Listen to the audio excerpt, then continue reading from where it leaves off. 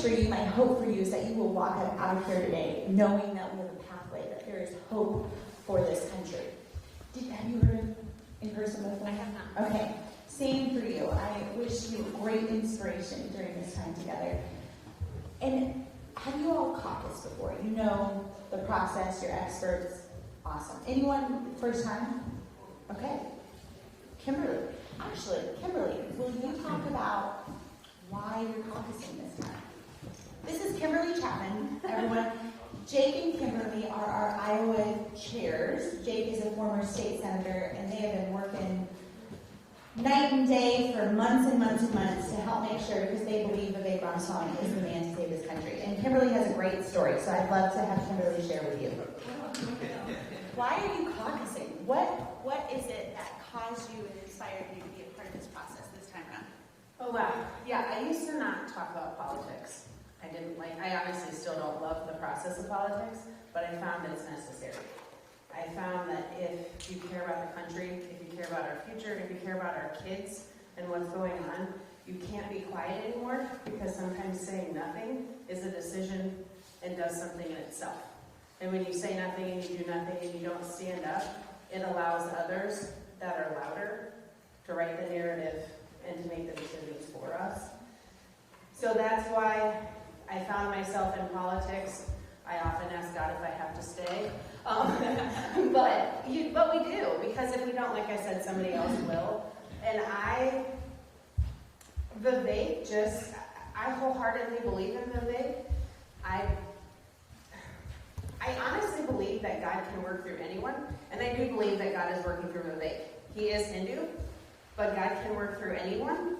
And I do believe that He's given him a message and a vision to lead our country. And I think that he has the conviction and is willing to stand behind principles and truth and has the moral grounding to do so. Obviously, we've seen it in the media that he's willing to stand up for what is right and what is truth and what is founded, even when other people don't like it, and even getting the attacks for it. So that's somebody I stand behind. My husband Jake, very similar, the same way.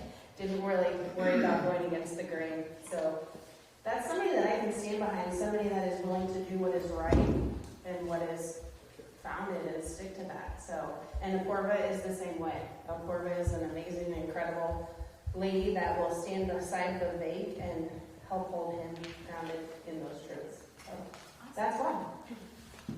Thanks, Kimberly.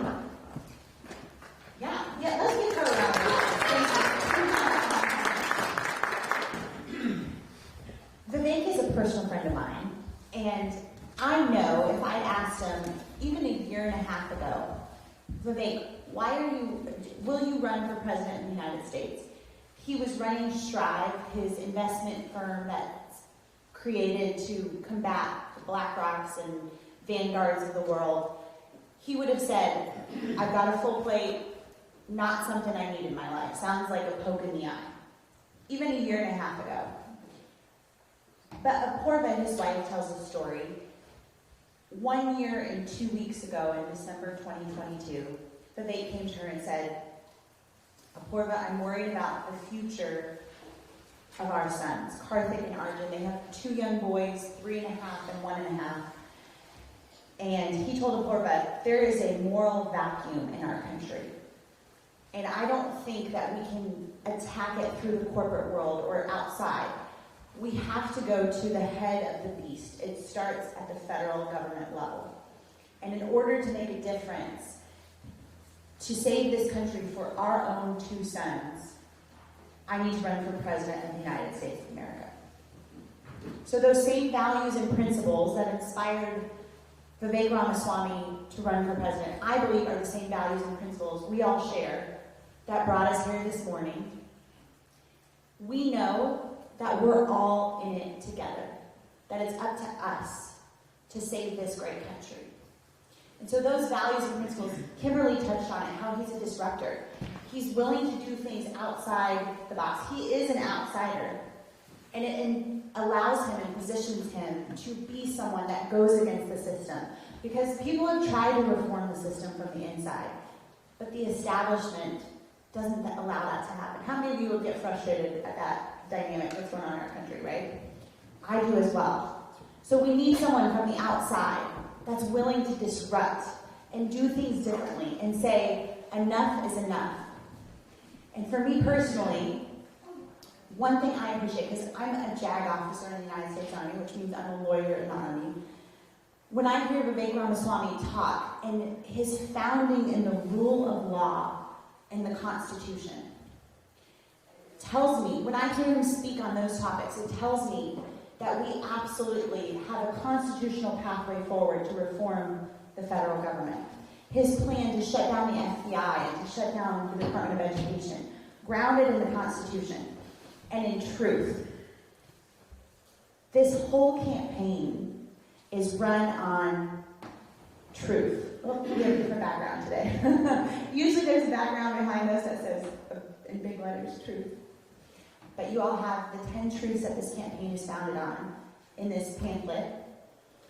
One of my favorite is number 10. The U.S. Constitution is the strongest guarantor of freedom in history.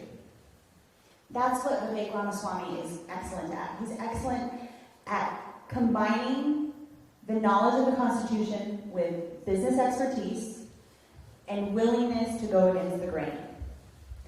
And those are just a few of the characteristics that are going to make this man the greatest president to reform our government. So with that, will you all join me in welcoming the next president of the United States of America, Vivek Ramaswamy.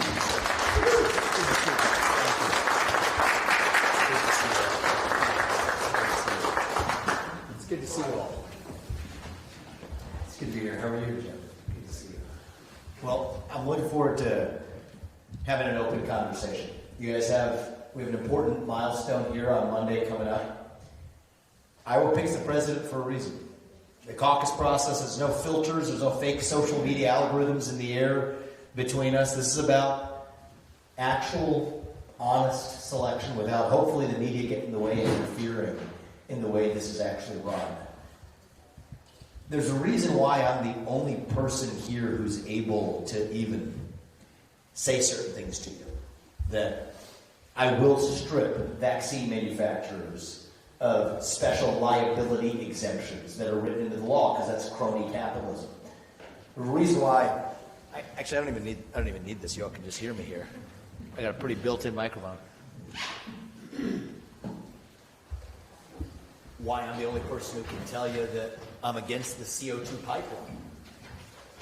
You guys familiar with that issue? They're building a pipeline across the northern half of the state, seizing the land of farmers in the name of a climate change agenda that absolutely is a hoax, because it has nothing to do with the climate and everything to do with a small group of people effectively raking money for themselves out of a system that allows China to advance relative to the United States. It's the reason why I'm the only person who can tell you that I'll pardon every peaceful January 6th protester on my first day in office, that Ronna McDaniel, the failed chairwoman of the RNC, needs to step aside after 5 failed years of leadership. And the reason I'm the only person who's able to tell you these things is our politics has become corrupt. It's broken. Every politician anymore is dancing to the tune of their biggest donor. And in my case, that biggest donor is me. I don't report to that establishment. I don't report to them. I report to you, the citizens of this country, not another one. And I do think that's what it's going to take to lead this country to the next level. An existing politician isn't going to get this job done. Every one of them anymore is bought and paid for at that federal level. If you want to end the corruption and want somebody who's actually going to speak truth to power, vote for the candidate who's going to speak the truth to you. And that's me in this race. It's how we're going to lead this country. Hi, welcome. And it's going to be how we, I think, pass on a country to our kids that I don't think is going to exist unless we step up and do something about it. If we don't get this right in the next 5 years, the interest payments on our national debt are the largest line item on our federal budget. If we get there, we're toast. We're done as a country. If my kids are in high school, I have a near 4-year-old and a 1.5-year-old. If my kids are in high school before we get this right, I don't think we have a country left. So we're not working with a lot of time here. We're skating on thin ice. But I do think we're in the middle of a war in this country. And if you want to win a war, you got to know that you're in one. It's going to take a commander-in-chief to lead us to victory who is from that next generation with fresh legs, coming in from the outside, not bought and paid for by our corrupt political system. And I think now more than ever, somebody who is not yet wounded in that war. That's why I'm in this race. I'm guided by my sense of purpose. My faith teaches me that God puts us here for a purpose, and it is our duty to realize that purpose. God works through us, but it's our duty to use the gifts he's given us to do what's right in the short time we're given. And it's going to take somebody who both knows and understands the Constitution, but also who comes in from the outside and is willing to break things. Those two things don't usually go together, but that's why I'm in this. And I think that if you all do your part, and that's what I'm asking for, is your vote and bringing out people in this community to do the right thing on January 15th as well. If you all do your part, our family, my wife and I, we're going to do ours to make sure that we have another 250 years and then some still left in our American journey. That's what we owe this country and our founding fathers. And I'm confident that our best days can actually still be ahead of us. So with that, I want to open this up and let's have a fluid conversation. And don't hold back. We'll go right behind you and then we'll come right here. How was that the event you weren't able to make in Indianola? I met your lovely wife. You did, thank you, yeah. I have a question for you. It's allowed. Unfortunately, her and your staff weren't able to answer it in a satisfactory way, so I'm back to ask. That's fair. And she's a throat surgeon by day, but she's doing this with me as a family. When it comes to policy, The question That's up to me. was tailor-made for you, so I wasn't expecting her to be able to Fair answer enough. it. It's a little bit of a long one, so I'm going to talk about this. Our transformers are old and very hard to replace / maintain. They are redundant in some buildings. So sometimes we have to destroy and rebuild bridges to install them. The majority of them were manufactured by China, at least 70%. 60 of our transformers are from China. Really? Yes. Is that more than 70%? It's right around 75%. Okay. I'm glad you know about that in a minute. Yes, sir. Which leaves a back door for a hardware Trojan. Are you aware of what a hardware? Yes. A physical attack like the one carried out in 2013 by 4 Middle Eastern militants. Are you aware of that incident? Yes. Okay. I'm so impressed. Or Most politicians have no idea. yeah, I brought it up to Nunn and Grassley. They couldn't give less of a because they couldn't give less of a shit. Of course. Neither could the other presidential candidates. I'll tell you that. Yeah, I would guess not. And of course, the possibility of an EMP attack. It's estimated a large portion of the population would perish and die if the power went out nationwide for around 6 months or more. Conveniently, that's the How much would you say would die? a large portion. Okay. I don't want to put an exact. I think you could. Yeah, I have a view on this, but keep going. Okay. And conveniently, 6 months is around the time it would take to actually replace those defective transformers. So my question for you would be, what would you do about that blind spot in our infrastructure? But most importantly, what is your contingency plan to limit death, chaos, and possibly a coup d'etat via citizens turning on each other nationwide? If that hardware Trojan was activated, a physical attack on our nation's power grid was successful, unlike the one in 2013, or for an EMP attack. Thank you. What's your name? CJ. And how old are you? 20. And how did you come to know about all of this? I work on our infrastructure. This idea came to me from... You work on infrastructure yourself? Yeah, in a limited capacity. Okay. You were on the, what's it called, Sean Ryan show? Yep. It was an episode prior to that. Oh, I that see. brought the concern to my mind. Interesting. Well, I haven't seen that episode, but I'll tell you. So let's bring everybody up to the same page, because I think it's an example of we have a broken foreign policy establishment in this country that claims to have foreign policy experience. You don't know the first thing about really much of anything, but including the threats that we face in this country. So our own homeland in this country, we're fighting pointless foreign wars and funding foreign wars in places like Ukraine and elsewhere, while we've left our own homeland more vulnerable than we've ever been. It's not what you raised, but cyber attacks, you could think about our basic border defenses, missile defenses, all missing. But perhaps one of the most dangerous and vulnerable areas is a super EMP attack in this country. Or, even if not a super EMP attack, you can actually just have even more mechanical ways of taking care of this, is taking our electric grid effectively out of commission. And if you could wipe out our electric grid, they used to worry about this happening from solar flares, which wasn't necessarily another national threat. We don't control that. That, too, is something we ought to worry about. But something that's far more of a pronounced risk right now is Iran, North Korea, and China all have the capabilities to send what's known as an electromagnetic pulse. Potentially, it used to require a nuclear detonation. Now it doesn't even require a nuclear detonation. They have ways of doing this that don't require nuclear attack, that could take out our electric grid in a matter of days, maybe even faster. Now, that doesn't maybe naturally sound, okay, what does that mean? I think it could be up to 50% of this country that could face mortality in a matter of 9 months in that scenario. Because let's wake up to what that means. Planes are falling out of the sky. They literally could not function without actually communication with the electric grid. You'd have refrigeration out the door. The way you keep your insulin, forget food, even insulin or your medicines, no longer able to be refrigerated. You have basically every aspect of our modern life completely taken out. We're thrown back to the Stone Ages. And you raise an important point. Play that 10 step forward. You know, people don't really behave in the way that they do in civil society when it comes to actual scarcity. So that's where civil society breaks down. I mean, the way in which you think about if it's your family you're protecting and there's a scarce amount of a food or a medicine, and that's for a prolonged period of time without communication, without the accountability of modern internet. Let's say you're traveling, you can't actually even reach your family. Cell phones don't work, computers don't work, forget about that. That's what we're talking about. That's the breakdown of civil society right there.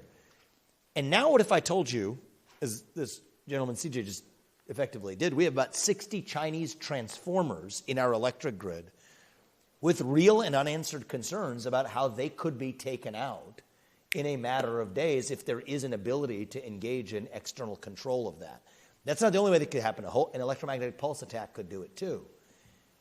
So that's where we are right now. Hardening our electric grid is an absolute national priority.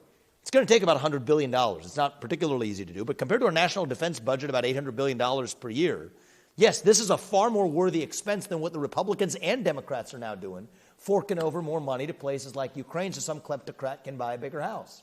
That's what's happening right now, while we've left our own homeland more vulnerable than we've ever been. And so this is the first detailed question I've gotten about on the campaign trail. But I will tell you, it is a focus area for me when we think about our national defense spending. We're not spending enough on cyber defenses and super EMP defenses, which are two of the biggest risks that we face today, not to mention our border security and missile defenses. And it's going to take a president who understands that. It has been reckless abandonment of a foreign policy establishment that doesn't know the first thing about the question you just asked. You know more about it than every other person running for U.S. president. I happen to know a lot about this issue, but every other presidential candidate. And I think that that's perhaps the greatest vulnerability in our politics of all. The people who are electing to run the government, A, they're not the ones running the government. It's really the people in the deep state. But B, the people who we are electing to run the government aren't even qualified to actually run the government and have left our own homeland more vulnerable than it's ever been. That's what I'm going to put an end to. Keep us out of World War III. Declare independence from communist China. That includes getting the 60 Chinese transformers out of our electric grid. Swapped out. And then 3, relatedly, most importantly of all, use our national defense spending to actually defend our own homeland. We're more vulnerable than we've ever been, and it's my job to protect the people of this country. That's my top duty. As a father of 2 sons myself, my duty is to my family. As your next president, my sole moral duty is to you. So I appreciate that question. I thank you for asking it. Apoorva is a surgeon. She knows a lot about a lot of things, but I don't know that. Actually, she probably knows more than most people. She and I have spent some time talking about this, and so my guess is, she might have told you what she thought about it, but that's a little bit more of a hopefully detailed answer that you're looking for. What would your contingency plan be if that were to happen? The contingency plan, if it were to happen, well, it's a good question. My top priority is to prevent us from being in that position. In the first year in office, we're going to be able to. The good news is I think a lot of our national intelligence gathering apparatus, I believe, can actually have a good sense of whether or not a super EMP, because it takes some level of planning ahead. So I would have heightened alert for monitoring in China, North Korea, or Iran if that was coming. If that were coming, we don't have a contingency plan. There's actually one of the people who have gotten my national security briefings from who has been involved in the super EMP defense plan before, and so that's a contingency plan that's underway. It's not satisfactory. I mean, there's really no good scenario here, but it's education of the general populace to at least understand what we're able to do. And food security is the number one area that we at least are able to adopt that kind of contingency plan, is the ability to actually distribute food in a way that at least would buy us some time. It's an imperfect plan, but that'd be the first priority. But the first priority even before that is at least advanced monitoring, to be able to engage in diplomacy and engage in at least offense as the best form of defense in that dialogue to prevent that from happening. Yes. I mean, if it was ever meant for anything, it's meant for this. Absolutely. That's what it's meant for. Thank you, CJ. I appreciate the question. It's strong. Have you participated? You haven't participated in the Iowa caucus. You're too young to have done it before. Are you planning to this time? Thank you. Especially for a guy who asks a question, that knowledge about our country. I hope to earn your vote, and I'm going to do the right thing for this country. So, thank you. Yeah, Jim. One of the criticisms that I've heard from other people on the internet talk about you as a candidate is your lack of experience in a position of an elected position. Yes. You've obviously gotten to where you are. You're very successful. I think the answer to that is I think you know when to bring people in. Yes. And ask them questions. I wonder if you could just kind of expand on that a little bit as how your business success would translate into the federal government being president.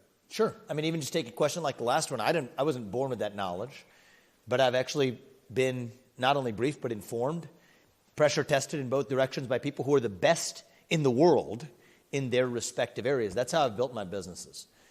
By way of my background, I'm a businessman. I've built a biotech company that developed 5 FDA-approved medicines that pharma abandoned. Shamefully, one of them is a life-saving therapy in kids. I built an asset management firm to compete against BlackRock and State Street and Vanguard, who are exploiting our money to vote for toxic social agendas. I built an asset management firm that offers a different vision, that companies should actually focus on profit for their shareholders and to speak on behalf of retirement funds and 401k accounts and everyday citizens to put companies back on track. So that's my background. That's first one's a multi-billion-dollar business. Strive crossed $1 billion in assets under management. That was the asset management firm. So I take on bureaucracies and I win. Now I'm taking on the mother of all bureaucracies, and that's the one in the federal government. A few of my lessons from the business world are this. One is if somebody works for you and you can't fire them, that means they don't work for you. I couldn't imagine being in that position in the private sector, and I'm not going to be in that position as the President of the United States. I think clearing the deck of the people who are already there is the first step to actually bringing in the best people thereafter. So we have planned a 75% mass headcount reduction. If there's 2 things I get done as the next U.S. president, it's to make sure that we shut down the deep state, number 1, fire 75% of those bureaucrats, shut down government agencies that should not exist anymore, implement term limits. This is one of the lessons I've learned too, is sometimes when people get too comfortable in their position, that's when they start to become less effective in that position, and that's when the rot actually begins. Well, in the same way that I can't work for you for more than 8 years as your next president, neither should any of those federal bureaucrats who are reporting into me either. 8-year term limits for the bureaucracy instead of these civil service protections. That's how you drain the swamp. So those are, I think, a couple of the key lessons. And then the other is once you have cleared that deck, the way I look at hiring is you want people who are better than you in each of those positions. A lot of, I think, professional politicians and even others who have occupied the role of the presidency, I think may feel threatened or insecure by somebody who is maybe somebody who has independent opinions, somebody who, has a view that challenges your own. I think I'm at my best when I'm being challenged by people who share the same mission, but in service of that mission will challenge me. Those are the kinds of people I want to surround myself with. So that's not the John Boltons and the Nikki Haley's of the world, who I think were hostile to Trump's agenda, which stopped him from actually being able to implement his agenda. I want people who share the same vision for the country, but on the flip side have actually the fortitude of spine to challenge me on how to best achieve that vision. And I think sometimes other politicians get it backwards. Hiring people who are hostile to their own vision, but to their face will say the same things that only ever agree with them. I'm looking at it in the reverse. I want people who share the mission, but who actually can challenge me and who are better than me in each of those respects. And so that's how we're going to lead the federal government. Even my vice presidential choice will be somebody, top job of the vice president is somebody who can actually do the job, God forbid, if that's ever necessary. We have a tradition in this country of presidents who are picking vice presidents who won't threaten them, or potted plants that end up just propping them up. That's not the kind of vice president that I'm going to select. It's not the kind of cabinet officials I'm going to select. I want people who actually are going to be able to, in a vice president, the top job is somebody who could be the president. In a cabinet level role, somebody who's able to be better than me in their knowledge and capacity to execute, from the Department of Defense to the Treasury to state. But it's going to take, I think, a leader who first is able to clear the deck of a lot of that swamp that's already there, eradicate, bring the pesticide to the rot. Then you can actually staff those positions with the kinds of people who embody our vision. So that gives you a sense, Jim, for how I think about it. Yes, good to see you again. You read my mind. My question was, what are the things you were looking for other than to help you on the campaign trail and the vice president? That's what most people look for. Yeah, and you just answered it. But I had another thought. Little Kim in North Korea is saber rattling, and he's had some artillery barrages lately towards South Korea. I was glad that President Trump met him face-to-face personally, but unfortunately I think that turned more into a photo op and a PR opportunity than any real change. How would you handle somebody like him, because he's not particularly stable? Yeah, I think so too. I mean, I think the guy has a greater friendship and more dialogue with Dennis Rodman than he has with any other U.S. official, which I think is too bad.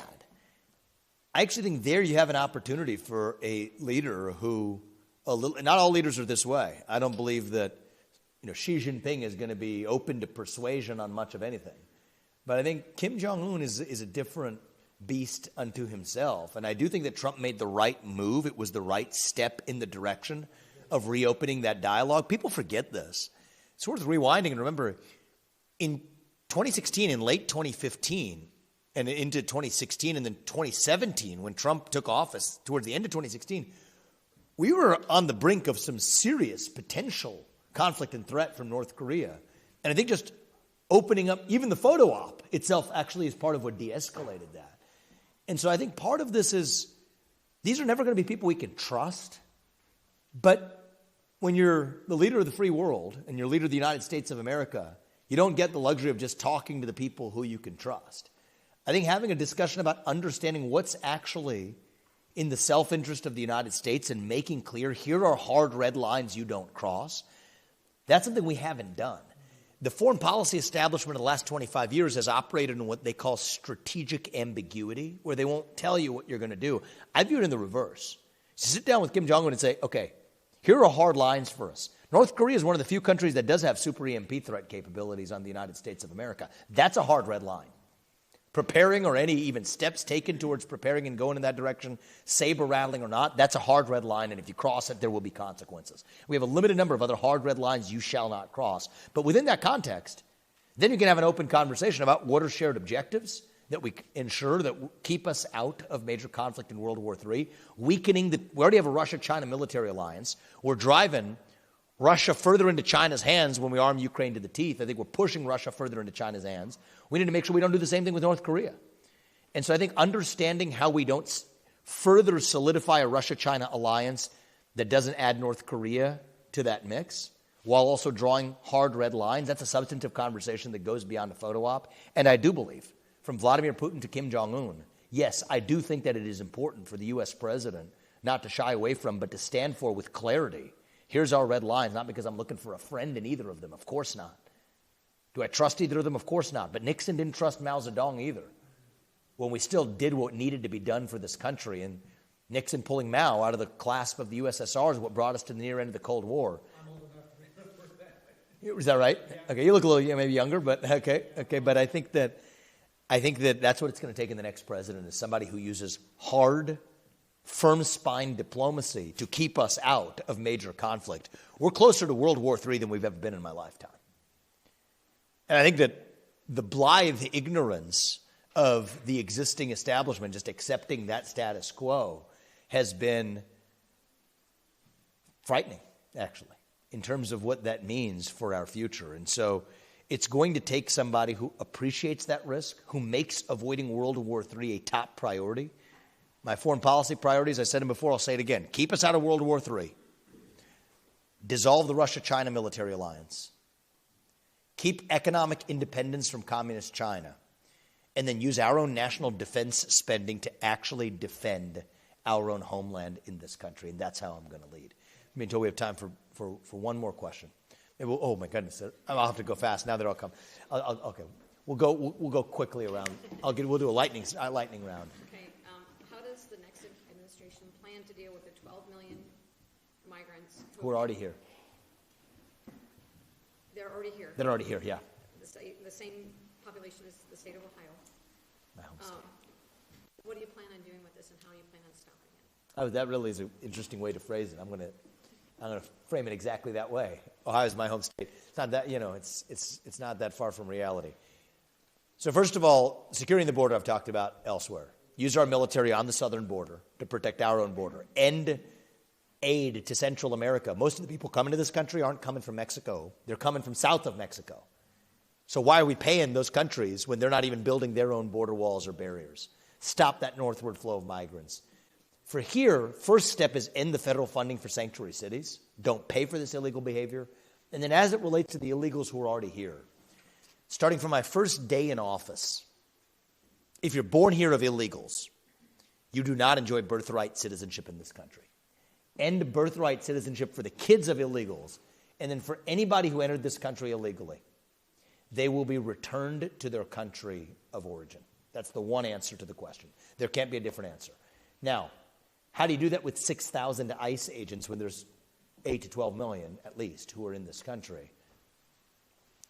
There's a provision in the law that allows ICE, Immigrations and Customs Enforcement, to delegate their warrant service power to local law enforcement. That has not been used. I will use it. Now you have 1 million local law enforcement, many of whom are standing by and ready to get that job done. Yes, by the end of my first year in office, mass deportations will be underway. Most of those people will have been returned or on their way to being returned to their country of origin. And by March of 2025, 2 months after I get in, our southern border is sealed with our U.S. military on both the southern and northern borders to secure it. So hopefully that answers your question. Thank you. I appreciate it. So there are several people on TikTok and on Facebook saying that you can't shut down the Department of Human Services and Child Protective Services without getting Congress's approval. What would you say to those people and myself to reassure us that you can, in fact, shut the Department of Human Services and Child Protective Services down? Just like the FBI and the ATF and a number of other agencies, there's a limited number of circumstances where the president already has the authority to shut down the agency. If it promotes efficiency of operations in government, if it promotes, it eliminates redundant agencies in the government, and then if it actually promotes the economy. I actually believe that this could fit the description of what promotes the economy, which actually allows the family foundation as being one that's the greatest form of unlocking economic potential in the United States. Admittedly, that's going to be more contested than my argument for doing it for the Department of Education or the FBI, but I think the same rules of the road still apply. That will be challenged in court, no doubt about it. But I do believe that the Supreme Court agrees with me on this. 6-3, we take it to the Supreme Court, and we expect to win. Thank you for that. I appreciate that. There are rumors that the Department of Human Services takes children from parents like myself and human traffics them into slavery. I believe that that's true. And you know, my little girl's in foster care. Don't share that story. Remind me now last time. My rights were illegally terminated. Can you force the corrupt judges and court system to obey the U.S. Constitution? One thing I've said across the board is transparency in our government. I don't know the specifics of this particular line of thought, but we have a government, we deserve a government that once again tells the truth to the people in this country. And so whatever it is, you have my word that it's not just when it's easy, but when it's hard. We will roll that log over and see what crawls out. There's a lot of people in politics who, even with the best of intentions, will believe, hey, the people can't handle this. We have to give them a more sanitized version of whatever the truth is. Not whatever the truth is, we will deliver the truth to the people. But as it comes down to shutting down agencies, there's one thing I get done as your next president. It's a 75% reduction of that administrative state, shutting down agencies that shouldn't exist. Nobody's going to get in there and shut down that deep state like I will, and that's why I'm in this. Thank you. I appreciate that. Good to see you again. So, mine's on the border also. Our border's obviously been open for 3 years. Yes. I don't think the government has any intention of closing it. I think the government had the intention of actually opening. Yes, that's where I'm going with Yeah. this. So, with all of the sleeper cells, terrorist cells here already, what do you make of that? I make of that if what happened on October 7th in Israel can happen there, it can happen right here at home in the United States, and that ought to be our chief concern. That is mine. Rather than looking halfway around the world, we have concern right here at home. Now, I can't change the past. I think part of what's been going on, they say you're a great replacement theory, conspiracy theorist who say this, forget the labels. It's been part of the Democratic Party's agenda to facilitate mass migration, to change electoral outcomes in this country in a lasting way. And they've said as much. And it's exactly what's happening now. The first step, though, starts with sealing. Not just building the wall where they build tunnels underneath that wall. It's happening today. No. Sealing our own southern border. Aquatic barriers in the Rio Grande. Yes, completion of both walls, but actually using our own military on our southern border. We got them stationed in places like Germany, where we got 40,000 of our own troops sitting in Germany who doesn't even pay for 2% of its own national GDP on its own national defense. That ends on my watch. It's ridiculous what we're actually being asked to subsidize when we're $34 trillion in the hole ourselves. Now, for the people who are already here, it relates to the heart of my answer to, what's your name? Laura's question. This idea that somehow we're going to have to just let the past violations of the rule of law to the scale of the state of Ohio in this country, 12 million illegals, just sort of bury that under the rug. No, that ends on my watch. And so the use of local law enforcement, and this is under the existing laws, I think it's a section called 287G. The 6,000 ICE agents, which we say, can't go after this, that's wrong. The local law enforcement, there's nearly a million local law enforcement who are eligible to fit that description. Under existing law, not new laws, under existing law, we'll use those local law enforcement to have the best fighting chance that I think any presidential candidate has offered for a clear plan of how to actually prevent that level of crime. Because if it's just ICE or otherwise, it's mythology. It's made up. The mistakes of the past could actually create that. But if we're serious about having a one-year plan, and I think that 1 year after taking office, as I said, we'll have most of those mass deportations well underway, that's our last best chance to prevent something like that from happening right here in the United States of America. Do you think we have time? Is it going to happen before you even become president? I would love to tell you no and give you a blanket of security, but I can't sit here and give you a false sense of confidence about that. But what I can tell you is I believe I'm the last best chance this country has. I'm a civilian. I'm a businessman. I wish I could be in there addressing that right now because that's what the hour demands. But the next best thing I have is to be your next president. I can't be your next president right now. I can be your next president sworn in on January 20th, 2025, approximately a year from right now.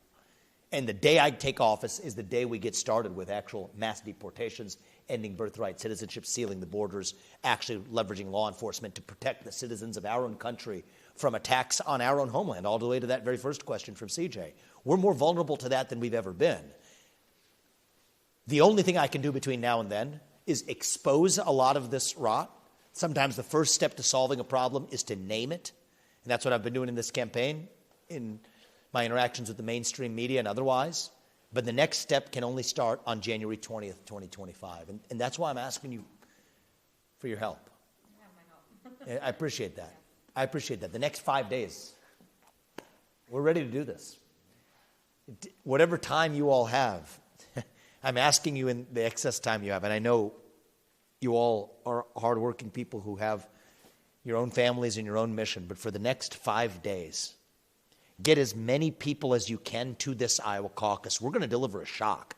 The polls are rigged. They're lied. They're made up. The Iowa Standard local media yesterday reported that many of the polls that have been pushed by national outlets have purposely excluded my name from them for what they're reported, trying to create a media narrative, thrusting it down the throats of people in this state. Don't buy what they're selling. In fact, I think they're walking us into a trap right now. They want this to be a two-horse race between Donald Trump and a puppet who they control. The puppet has a name. I think it's called Nikki Haley. I used to think it was Gavin Newsom or Michelle Obama. And it turns out it's at least another one of them is within our own party.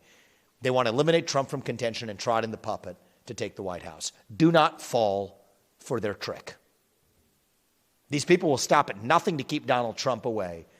This movement cannot end with Donald Trump or anybody else. It's bigger than one man. It's bigger than me. It's bigger than Trump.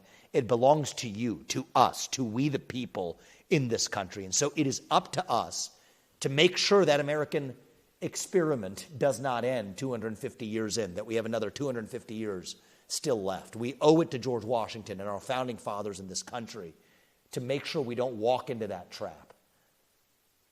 I believe I'm the future of America First right here to take this to the next step. We don't have a lot of time to get this right. And so if you all do your part in the next 5 days and on January 15th, I promise you that Apurva and I, we're going to do ours to make sure that our country's best days are ahead, to make sure that this doesn't come to an end. We're skating on thin ice right now. I'm worried about what the next 12 months have in store for this country. But this is our last best chance to make sure we pass that American dream on to our kids, to make sure they grow up not just in the same country we grew up in, but dare I say a country greater than the one we grew up in. That's what George Washington would tell us if he were here today. And we live in a 1776 moment. And so we're going to stop at nothing. We've done over 390 events just like this by the time of the caucus, just like this. This is the way it's supposed to work. And I'm going to lead this country the same way. We were in Northwest Iowa, 2 nights ago, got home at 3:30 a.m., was up at 6:30, started our day yesterday, ended at 11:30 p.m. at the event in West Des Moines. We're right here, our second event of the day this morning. We're going to stop at nothing. But I'm asking you all to, for the next 5 days, go out into this community, bring them out. It's a cold night. But the cold didn't keep George Washington from crossing the Delaware either. And if we're going to be saved, it's not just going to be because we have one president coming from on high down to save us. It's going to be because we save ourselves. We each have our role to play. And if you do yours, Apurva and I, we're going to do ours to make sure our kids still grow up in the country where they do get ahead with their own hard work and they get to speak their mind at every step of the way. That's the American dream, and it's up to us to revive it. Thank you for coming today, guys. God bless you and our country. Thank you. Thank you. Thank you. Yes, thank you. Thank you. We love that. Great question, too. Thank you. Thank you. Thank you. Thank you very much. Have you done the caucus before? I have. Thank you. I'll be there. Thank you. In Indianola? You've been here for a while? St. Mary's. Oh, you are? Yep, so thank you very much. Thank you very much. I appreciate it. Appreciate your support. Too. Thank you. Very much. Thank you. Spread the message. I will. We're going to do this. Thank you. Hey, good to see you. Thank you. I think it's a video right now. And you're coming out Monday, right? Monday? For the caucus, yeah. Is that Monday evening. vote? Yes. Yes. Yes, you're coming. Yep. Yes, I will be there. And bring a lot of people with you. Well, We're going to do this. All my friends don't drive, so Okay. I have to get them there really early because we only have 30 minutes to go in, right? Absolutely. 6:30. Get there at 6:30. Get there at 6:30. So Yeah. I'm going to try Thank and you. get as many people to vote as we Awesome. Thank you. I'm counting on you to do it. Thank you. Our team's going to help you if you need to. Thank you. Hey, good to see you. My name's Ashley. Ashley, good Nice to meet you. Good to see you. If I could take a selfie. Yeah, let's do it. Where do you live? Here, south of town. Awesome. And you've done the caucus before? No, first Oh, time. wow. It'll be cold, but do it. Yes. Thank you. I don't know if you've touched on it a lot. I wanted to ask you about farmers. Oh, yeah, I have. I haven't heard a chance. It actually relates to even what the gentleman asked us Yes. about food security Yes, yes. in this country. And a lot of people coming and investors buying our land here in Iowa. Including China. And it's making it impossible for small farmers to stay. Yeah, and it's the lobbying that allows foreign actors also to buy some of that land. This carbon capture pipeline making its way across your land makes it less valuable. Yeah. It reduces crop yields. So yes, if we stand up against that crony capitalism and those regulations, that's how you stand for our farmers. The WOTUS ambiguities and otherwise, but familiar with the waters of the United States, yeah. And so, yes, I think I'm the only candidate who's offered, I think, comprehensive positions that stand for our farmers and private property rights, which is where this begins. Yeah. We've got your back. Backbone of the country. in It my is, opinion. and we've got the back of the backbone. We've got your back. Thank you so much for Thank coming. you. I appreciate that. Coming back. We saw Come back. Oh, yeah. Corbett on Amazing. Monday or yeah. whatever day. If you spread the message, Yeah. you can come out on Monday night. Be there early. First We're going to time make back. this happen. Thank you. Thank you. Hey, good to see you. God bless you for all you have done. Thank you. All Thank over you. Iowa, and the message you're spreading. Have you done the caucus before? Yes. Good. my Good. Thank first you. time. Thank you. I appreciate it. welcome. Thank you. And I will continue to spread the word. I appreciate it. It means a I'll lot. be there for the Timcast. Oh, awesome. I'm That's good. excited Oh, about awesome. That's that, going to be a lot of yes. fun tonight. Yes. We're going to have a little party afterwards, too. So I'll be stay there. for that. Thank you. Yes. I appreciate it. You know about that, right? Yes. Yeah, good. Thank you Good for to see you, coming, man. sir. Thank you. What's your name? Andrew. Andrew, good to see you. You're probably you your so first much. time caucus goer? Second. Oh, really? I'm How old are you? 23. You're 23. You look Yeah. you look young. Okay, good. Well, thank you. Well, I'm thank glad. you. Well, thank you for coming out. Yeah, man. definitely. Bring a lot of people with you. I have a lot of Spread this friends. We'll Every tell one them. of your voices. Tell them it's the equivalent of 1 million people. That's what it's going to take. Thank you for Thank you, coming. man. Make it happen. Thank you. Oh, hey. It's CJ. CJ, good to see you, man. I don't want a picture. Are you hiring by chance? I'm at what? Hiring? Yeah. We, for the next 5 days, are just laser focused on the caucus. It's just the time to hire and everything we take. Are you open to volunteering for 5 days?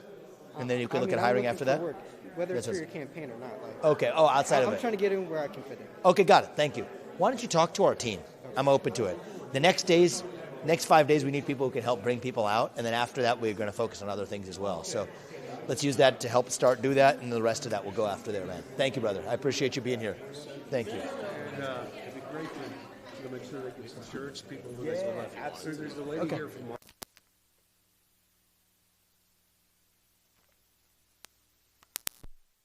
See you, man. What's your name? I'm George. George. Have you done the caucus before? I've done several of them. I met your wife. Oh, you did? Yeah. Thank you. And thank you for coming back.